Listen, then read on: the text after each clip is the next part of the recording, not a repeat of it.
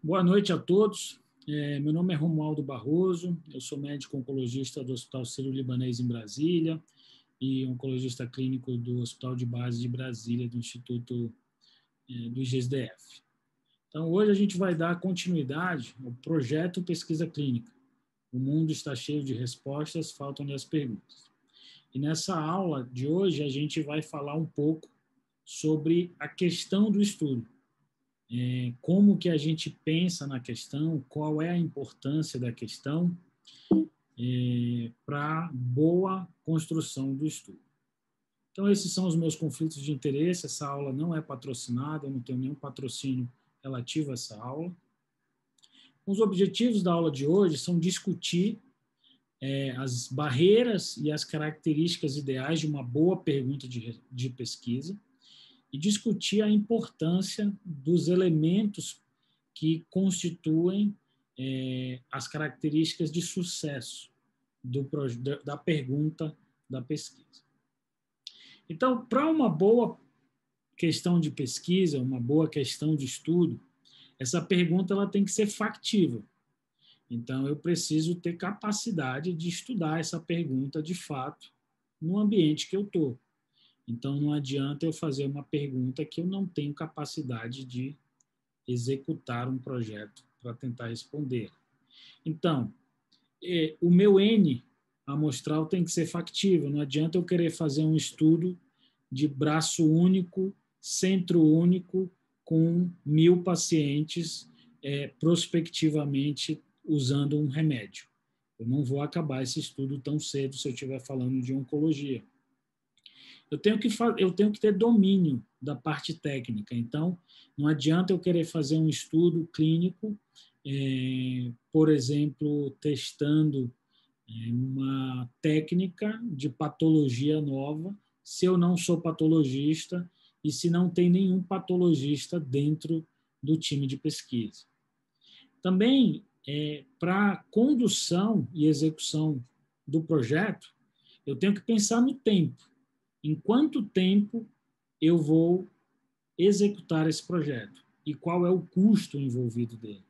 Então, isso eu também tenho que perguntar antes de construir um projeto, naquele mini projeto que eu dei para vocês, esse tipo de questão, esse tipo de conferência, ele já tem que ser feito. O escopo. O que é o escopo? Qual é o foco do teu projeto? Às vezes, as pessoas acabam se embananando em querendo fazer 1.000 perguntas e não conseguem responder nenhuma. Então, o projeto de pesquisa, em geral, ele só tem poder estatístico para responder uma boa pergunta. Então, não queiram responder todas as perguntas de uma vez só. Tenham foco, tenham humildade, tenham objetividade no projeto de vocês. E financiamento. Cada uma dessas barreiras que a gente se depara para fazer um estudo clínico tem uma associação com o nível de experiência que você tem, a complexidade do seu estudo. Então, para as pessoas que estão começando nessa vida da pesquisa clínica, uma das grandes barreiras é orientador. Mas para pessoas que já estão mais avançadas na pesquisa, o financiamento sempre é um problema, porque quanto mais complexo, quanto maior é o teu estudo, maior é a necessidade de financiamento. Isso, sem dúvida, é uma barreira. Ele tem que ser interessante, ele tem que ser um estudo que realmente vai ser capaz de trazer uma novidade que seja importante ser respondida. Ele tem que ser original, de preferência, não adianta eu apenas reproduzir um conhecimento, a não ser que eu esteja querendo fazer uma transferência de tecnologia, ou eu quero dominar uma técnica, aí eu até posso pensar em repetir alguns estudos, mas aí a originalidade não é tão grande e ele passa a ser menos interessante. Tem que ser ético, eu não posso fazer uma coisa que fira os princípios éticos de dignidade humana, respeito aos voluntários de pesquisa, autonomia, não maleficência e o princípio da justiça. E ele tem que ser ele tem que ser o mais relevante possível, que seja capaz de mudar a vida das pessoas ou mudar condutas que estão atualmente em vigência. Então, quando eu for me debruçar nesse plano, nesse projeto de pesquisa, eu tenho que pensar primeiro qual é o meu problema principal. Então, quais são as dicas que eu dou para vocês? Então, discutam o projeto, façam aquele mini projeto que eu falei, discutam com o mentor, o orientador de vocês, discutam com os colaboradores de vocês, pessoas que vão lhe ajudar.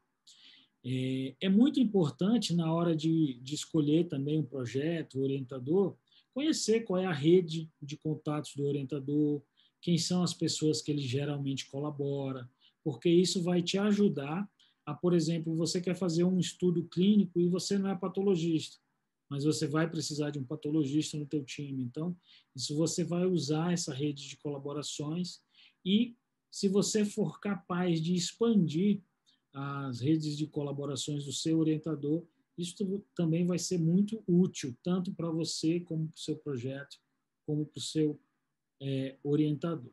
E convide colaboradores externos, ou até de outros departamentos, mas que tenham coisas a acrescentar e que possam trabalhar nesse problema principal, que é a sua pergunta da pesquisa.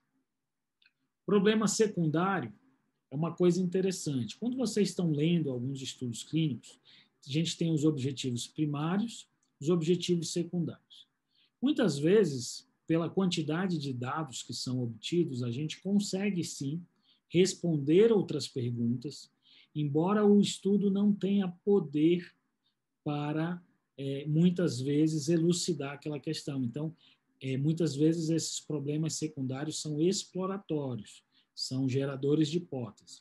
Lembrando que quanto mais problemas secundários você colocar, maior é a complexidade do teu estudo. E isso pode ter um lado negativo. Imagina, você quer fazer um estudo retrospectivo, você quer fazer uma coleta de dados. Uma coisa é você coletar 10 dados no seu banco de dados, lá no seu prontuário. Outra coisa é vir um amigo seu querendo coletar 100 variáveis. Começa a ficar inviável. Então, do mesmo jeito para os estudos prospectivos. Imagina, você tem um estudo clínico que você vai dar um remédio e esse remédio é dado a cada 3 semanas. E alguém inventa que no meio dessas 3 semanas o participante da pesquisa vai ter que vir todo dia no teu centro de pesquisa. Então, isso pode ser inviável, tá bom? Então, vocês têm que pensar e pesar nos benefícios de ter outras perguntas e nos riscos para a execução do projeto de vocês. Um outro detalhe importante, antes da gente já passar para conceitos, para exemplos, é que quando vocês estão diante de um projeto de pesquisa clínica, até pela área de vocês ou vão ser médicos ou nutricionistas, farmacêuticos, vocês dominam geralmente aquele assunto que vocês querem estudar. Mas muitas vezes a pesquisa de vocês quer testar algum biomarcador, algum aparelho novo, e isso é um pouco de pesquisa translacional. Ou, muitas vezes, vocês querem generalizar para a população, para a comunidade, os achados da pesquisa clínica de vocês. Qual é a mensagem aqui?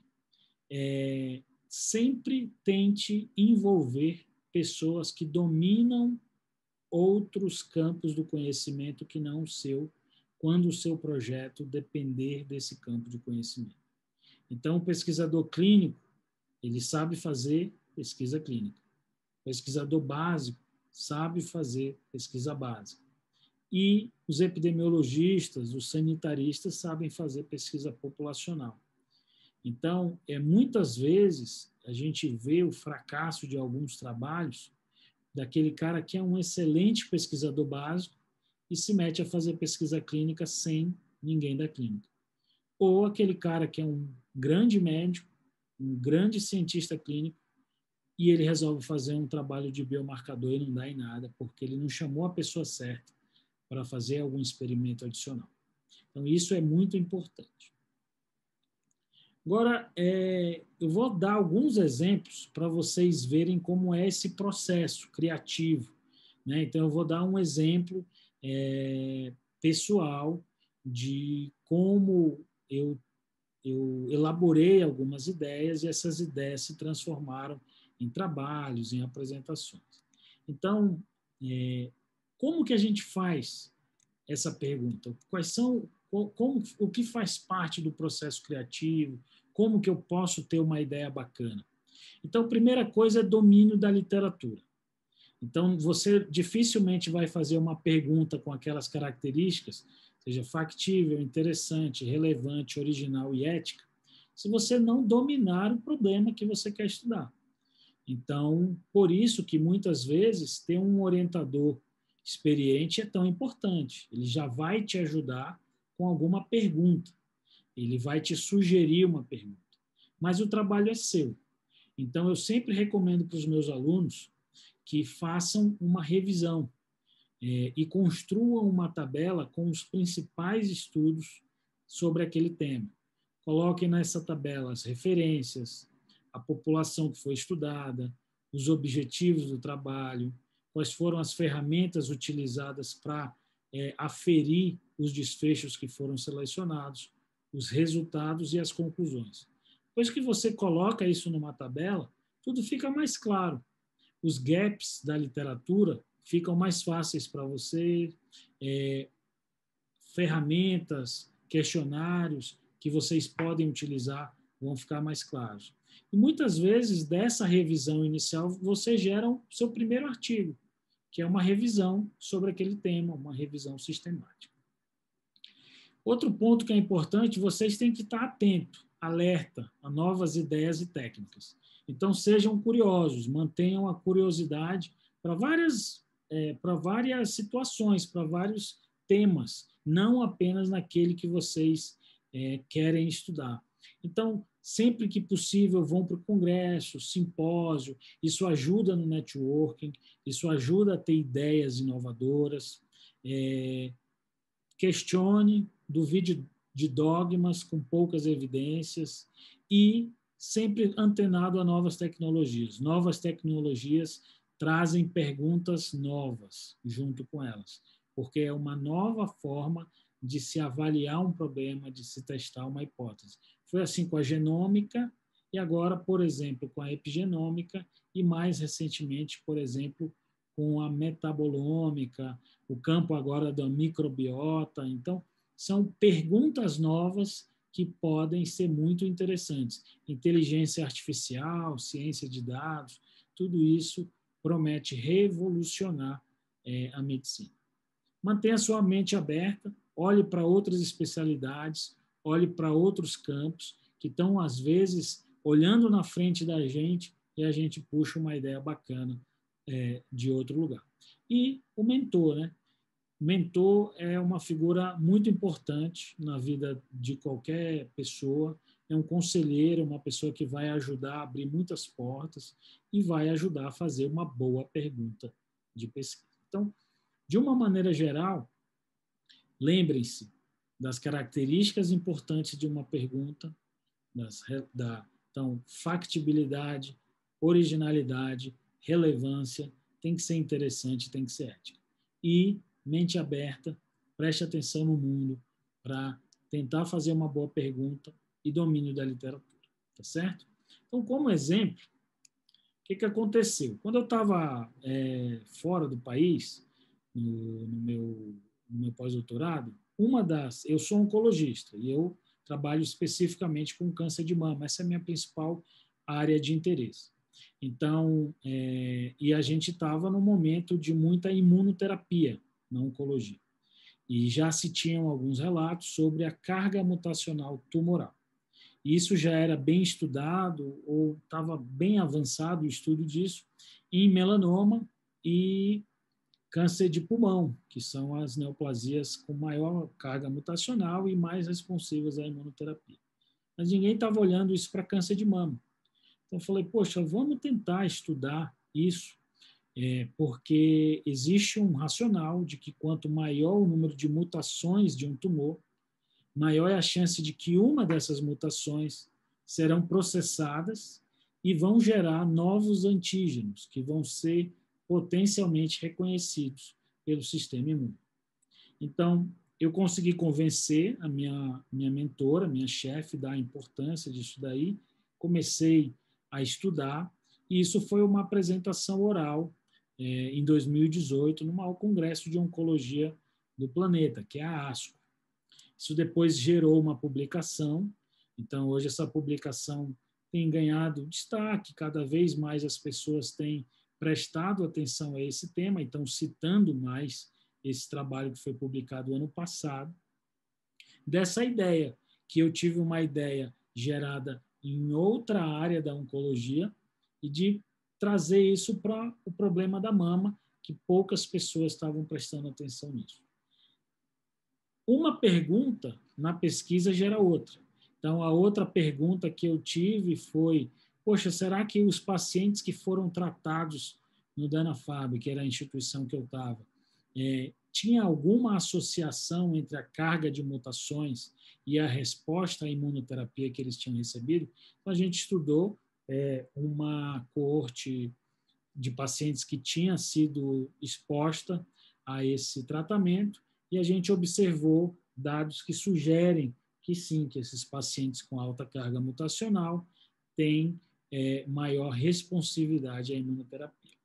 E baseado nesses dois estudos, a gente propôs um estudo clínico prospectivo que chama Nimbus.